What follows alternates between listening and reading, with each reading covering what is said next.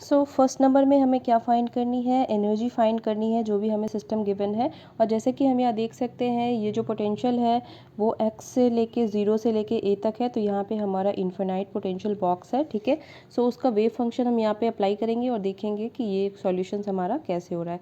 सो ये wave function हमें given है psi of x is equal to 1/√5a sine pi x upon a plus 2/√5a sine 3 pi x upon a, ठीक है। ये wave function हमें given है और हमें पूछ रहा है कि हमारा कॉरेस्पॉन्डिंग एनर्जीज और प्रोबेबिलिटीज़ क्या होगा, ठीक है। सो हम जानते हैं कि since wave function of the particle in a box क्या होता है, psi of n is equal to √2/a sine n pi x upon a, ठीक है। ये वेव फंक्शन होता है पार्टिकल इन ए बॉक्स, ठीक है। यहाँ पे 1D की बात हो रही है तो यहाँ पे सिर्फ x आएगा। So we can write the given function as, हम इस वेव फंक्शन को किस फंक्शन में लिख सकते हैं। अब देखिए यहाँ पे psi of x is equal to 1/√5a, ये हो गया हमारा 1/√5a और यहाँ पे मैंने √a/2 से मल्टीप्लाई कर दिया, ठीक है। तो अगर ऐसे मल्टीप्लाई हो जाएगा तो ये वाला जो है a कैंसिल हो जाएगा और हमारा कुछ इस तरह का वेव फंक्शन बन जाएगा जो कि फर्स्ट स्टेट में होगा, ठीक है, n is equal to 1 state के लिए। उसी तरह फिर यहाँ पे हम लोग √a/2 को मल्टीप्लाई करेंगे, ठीक है। उसके बाद फिर ये जो फंक्शन हमारा बन के आएगा ये हो जाएगा 3 के लिए, क्योंकि यहाँ पे n इज इक्वल टू 3 है।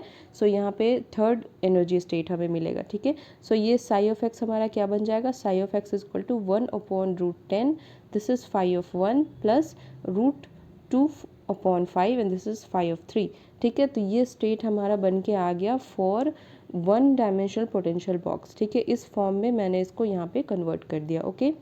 सो कॉरेस्पॉन्डिंग एनर्जीज यहाँ पे क्या होगा, देखिए ये हमारा हो गया यहाँ पे प्रोबेबिलिटी, इसका अगर हम स्क्वायर करेंगे तो हमें प्रोबेबिलिटी मिल जाएगा। So energy corresponding to phi 1 and phi 3 states, यहाँ पे 1 है और ये 3 स्टेट है, ये n इज इक्वल टू 1 और ये n इज इक्वल टू 3 है।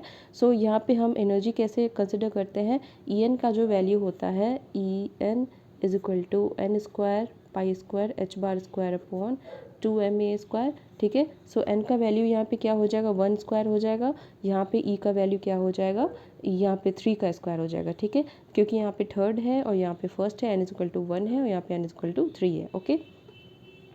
सो हमारा एनर्जीज मिल गया फाई 1 और फाई 3 के कॉरस्पॉन्डिंग, ठीक है। फर्स्ट नंबर हमने फाइंड कर लिया। उसके बाद फिर देखिए प्रोबेबिलिटी पूछा है क्वेश्चन में। सो अब हम यहाँ पे प्रोबेबिलिटी फाइंड करते हैं। So probability can be found by p is equal to cn square, where cn is the coefficient of the states, ठीक है। ये जो कोफिशिएंट होता है इसका स्क्वायर कर देने पे हमारा जो इस स्टेट का प्रोबेबिलिटी है वो निकल जाएगा, फिर इसका स्क्वायर कर देने पे इस स्टेट का प्रोबेबिलिटी जो है वो निकल जाएगा, ठीक है। सो साई ऑफ एक्स यहाँ पे क्या हो गया, psi of x is equal to 1/√10, this is phi of 1 plus √2/5 phi 3, ठीक है। तो इस स्टेट 1 का प्रोबेबिलिटी हम कैसे निकालेंगे, p1x, इस तरह से हम लिखेंगे probability in state 1 is equal to 1/√10 का होल स्क्वायर कर देंगे इज इक्वल टू 1/10, ठीक है। ये आ गया हमारा। उसके बाद फिर p3 का निकालेंगे, p3 is equal to this is p3 is equal to √2/5 का होल स्क्वायर करेंगे इज इक्वल टू 2/5। सो हमारा प्रोबेबिलिटीज़ निकल गया, ठीक है, और एनर्जी जो पूछा था एनर्जी भी निकल गया, ठीक है। सो बी नंबर में क्या पूछा है कि आफ्टर सम टाइम हमारा वेव फंक्शन क्या होगा, ठीक है। So at any later moment wave function is given as, wave function हम टाइम इवोल्यूशन ऑपरेटर की मदद से आफ्टर सम टाइम t हम लिख सकते हैं। देखिए कैसे, psi of x is equal to 1/√10, this is phi of 1 e to the power -i even t upon h bar, ठीक है। तो ये टाइम इवोल्यूशन ऑपरेटर को हम यहाँ पे अप्लाई करेंगे हर एक स्टेट में, और फिर जो हमारा एनर्जी होगा वो वैल्यू यहाँ पे पुट करेंगे। जैसे E1 के कॉरस्पॉन्डिंग ये एनर्जी है तो ये यहाँ आ जाएगा, E3 के कॉरस्पॉन्डिंग यहाँ एनर्जी है तो वो यहाँ आ जाएगा, ठीक है। सो टाइम इवोल्यूशन ऑपरेटर को हम यहाँ अप्लाई कर रहे हैं और हमारा वेव फंक्शन जो है वो कुछ इस तरह से निकल के आ जाएगा, psi of x is equal to this part plus √2/5, this is phi 3 not 2 phi 3 e to the power -i e3t upon h bar, ठीक है। सो ये हो गया हमारा बी पार्ट कंप्लीट।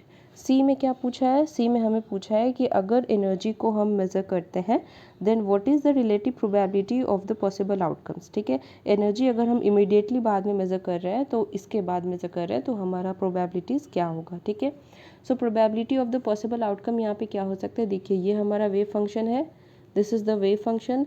सो यहाँ पे इसका स्क्वायर हम करते हैं तो हमें प्रोबेबिलिटी मिलता है, लेकिन आप देख सकते हैं कि ये जो है वो नॉर्मलाइज नहीं है, ठीक है। तो अगर हम इसे नॉर्मलाइज करेंगे तो क्या हो जाएगा, दिस इज़ 1/√10, ये हो गया हमारा C1, और इसको हम देखिए √2/5 हो गया, इज इक्वल टू, इसको हम 2 से मल्टीप्लाई करेंगे, 2 से डिवाइड करेंगे, तो ये हमारा आ गया कुछ √4/10, ठीक है, ये आ गया। अब हम C1 स्क्वायर करेंगे, this is C1 square and this is C3 square हो गया। सो ये कितना आ रहा है 1/10, और C3 स्क्वायर कितना आ रहा है 4/10।